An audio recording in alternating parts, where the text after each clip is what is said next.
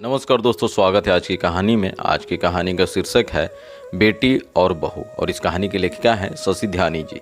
तो दोस्तों, कहानी शुरू करने से पहले आप सभी को नव वर्ष की हार्दिक बधाई और आप सभी इसी तरह से स्वस्थ रहें, मस्त रहें। तो दोस्तों, कहानी शुरू करने से पहले आपसे गुजारिश है कि अगर आपने अभी तक हमारे चैनल को सब्सक्राइब नहीं किया है तो कृपया चैनल को सब्सक्राइब जल्दी जल्दी कर लीजिए। चलिए कहानी शुरू करते हैं। अरे भाई, कितनी देर और लगेगी? हम लड़की देखने जा रहे हैं, शादी करने नहीं। आप हमेशा जल्दी में रहते हैं। आ रही हूँ ना, सरोज जी साड़ी का पल्लू संभालते हुए बोली। मुकुंद जी, उनकी पत्नी सरोज जी के एक बेटा और एक बेटी काजल है। एक बेटा रजत और एक बेटी काजल है। रजत बैंक में मैनेजर है और काजल प्राइवेट कंपनी में नौकरी करती है। दोनों ही शादी लायक हो गए थे, इसलिए दोनों के लिए रिश्ते देखे जाने लगे।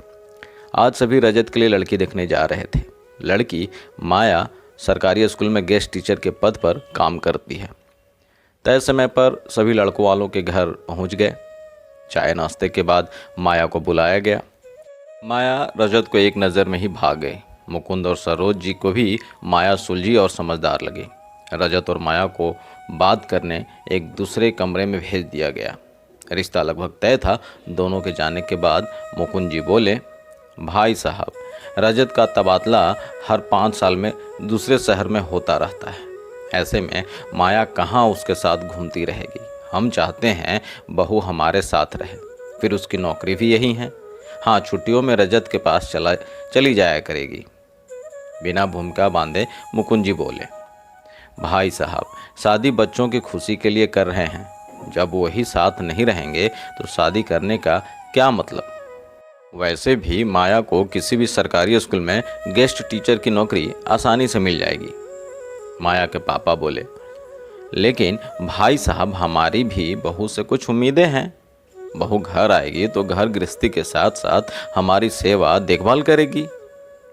इस बार सरोज जी बोली, बहन जी, हमारा यही मानना है कि शादी के बाद पत्नी पति के साथ ही रहे तो अच्छा है, फिर चाहे जैसा बच्चे लोग चाहें। मुकुंद और सरोज जी को माया के पापा की बात अच्छी नहीं लगी।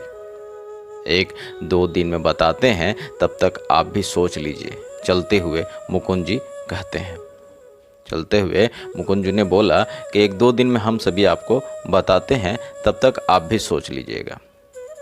दीदी, लड़की कैसी लगी? घर पहुंचते ही सरोज जी की देवरानी नीलू बोली, लड़की को ठीक है, लेकिन वो चाहते हैं कि शादी के बाद उनकी बेटी रजत के साथ ही रहे। इसमें क्या बुराई है दीदी? शादी के बाद साथ ही रहेंगे ना। नीलू, तुम भी कमाल करती हो। अरे, बहू से हमारी भी कुछ उम्मीदें हैं। क्या सारी उम्र मैं ही गृहस्थी संभालती रहूं? मुझे भी तो कुछ आराम मिले।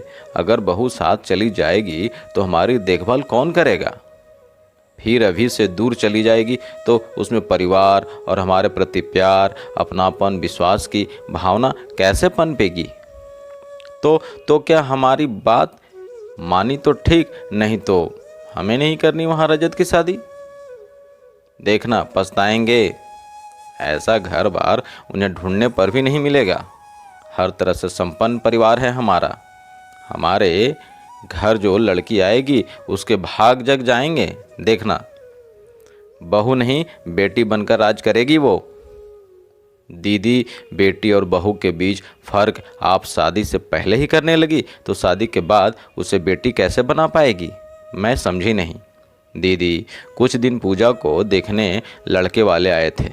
उनका बेटा भी बाहर नौकरी करता था। उन्होंने भी यही सवाल पूछा था। आपने और भाई साहब ने क्या उत्तर दिया था, याद है ना? आपने कहा था कि हमारी बेटी की आपके बेटे से शादी हुई तो जहां पति रहेगा पत्नी भी वहीं रहेगी। अब जब माया के मम्मी पापा वही चाहते हैं तो आपको बुरा लग रहा है। सरोज जी सोचने पर मजबूर हो गई। ठीक ही तो कह रही है नीलू।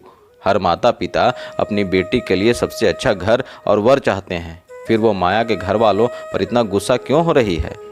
नीलू, तुमने मेरी आंखें खोल दी। सच में, जैसे हम काजल की खुशी चाहते हैं वैसे ही वे लोग भी तो अपनी बेटी की खुशी चाहते हैं। फिर वो गलत कैसे हो सकते हैं? हम रजत की शादी माया से ही करेंगे।